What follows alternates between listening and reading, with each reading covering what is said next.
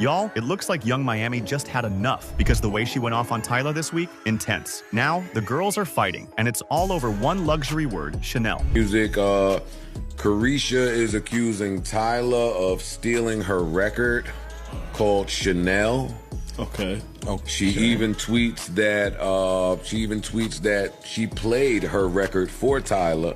If you've been keeping up with Young Miami, you already know she's been teasing her own song called Take Me to Chanel since early this year. It's been one of those tracks fans kept begging her to drop, a mix of luxury, attitude, and that signature Miami talk. The phrase itself became a whole lifestyle. You couldn't scroll through social media without seeing somebody captioning their post, Take Me to Chanel. Take me to Chanel.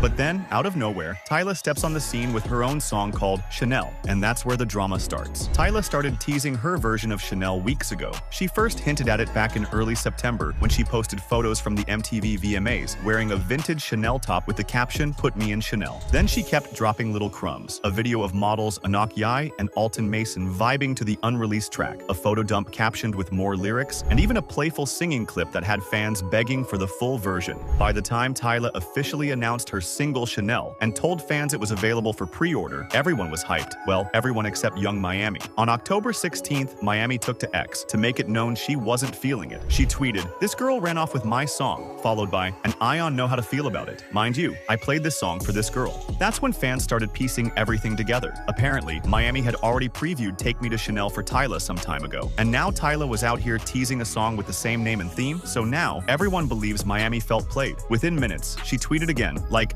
"I'm confused." Then, when the Shade Room reposted her tweet, Miami hopped into the comments and confirmed it. Yes, she was talking about Tyla. Of course, the internet went crazy. Some people said Miami had every right to be mad. Others argued Tyla wasn't copying. After all, no one owns the word Chanel. But Miami wasn't backing down. When a fan clapped back saying, "It took you forever to drop it," she replied, "Don't matter, it's my song." Then she made it crystal clear where she stood by tweeting both song titles side by side with a greater than sign pointing to hers. Fans believe she was basically saying, "Mine's better." Meanwhile, Tyla was the picture of calm. Like, do you think Tyla's gonna say anything back? I don't think so. I think she's very non-confrontational and very reserved. I think she's just gonna stay focused, push out the single, and her single would probably do better than Young Miami. While Miami was tweeting, Tyla was on Instagram posing with a Chanel perfume cap, promoting her single and thanking her team. Her caption read, "This one is for all us girlies cause we deserve it all." Of course, fans quickly noticed the contrast. Miami was fired up while Tyla was unbothered. One fan joked, "Miami's in the comments, Tyla's in Chanel." Another wrote, "They're both making luxury music. One's mad, the other's booked." But it's easy to see why Miami's frustration hit hard. Take Me to Chanel was supposed to be her big solo statement, something that showed her growth beyond City Girls. It was personal branding turned into music, and now Tyla's rollout feels like she beat her to it. But here's the twist. This beef might actually benefit them both, with everyone watching to see who's got the real Chanel anthem. Both songs are bound to trend, not to mention how Miami's tweets brought all the attention, and Tyla's polished rollout is only making people more curious. At this point, there's no clear winner. Tyla's playing it classy and letting her music speak, while Miami's being loud and unapologetic, which, let's be real, is exactly why fans love her. So while Tyla's posing in her Chanel perfume cap and Young Miami's loading another tweet, the rest of us are just waiting for the final verdict, because once both Chanel tracks finally drop, we'll see who really owns the moment. But who do you think is on the right? Is it Young Miami for calling it out, or Tyla for keeping it cute and moving like a star? After a year of fighting between Halle Bailey and DDG, involving both custody battles and restraining orders over their son Halo, it seems their breakup has now inspired both of them to channel their emotions into music.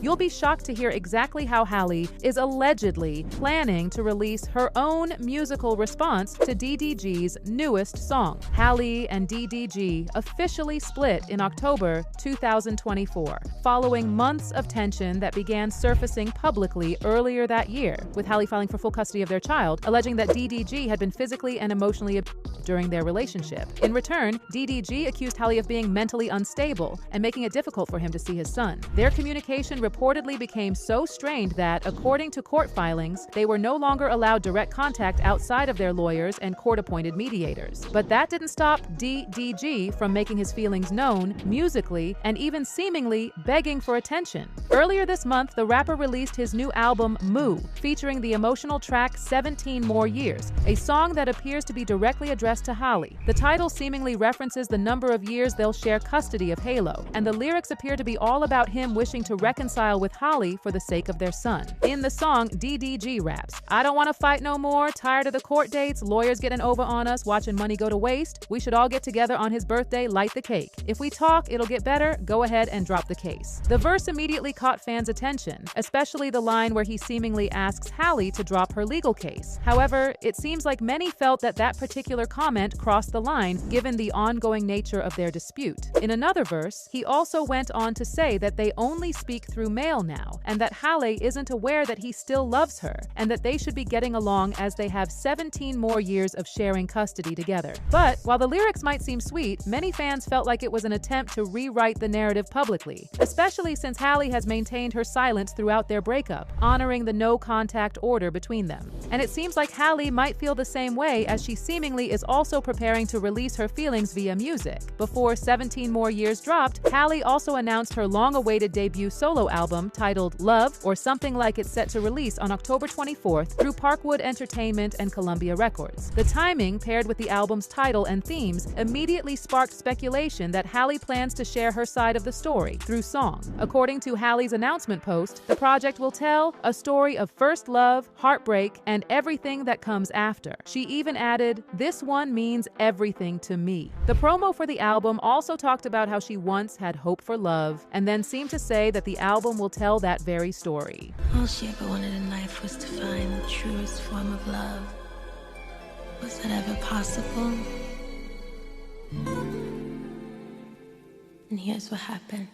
Fans quickly connected the dots, with many believing that Love, or Something Like It, will include tracks inspired by her difficult relationship with DDG, especially as she seemed to emphasize the fact that we will get more insight into how things truly went down. In fact, many fans seem to be excited to hear that story the most, sharing comments like, "My favorite genre is women making money off music that drags their ex," and "Love when women tell their story." While Halle hasn't confirmed whether any of the songs will directly address DDG, many fans do suspect that this will be her way of addressing the very song that he made regarding their relationship. Since filing for custody, Halle has avoided speaking about DDG altogether, relying on legal channels instead of social media, as it's been clear that she is focused on being a good mother to her child and not getting into any more social media fights with DDG. And if things were truly to be resolved through song, then no more words would need to be spoken.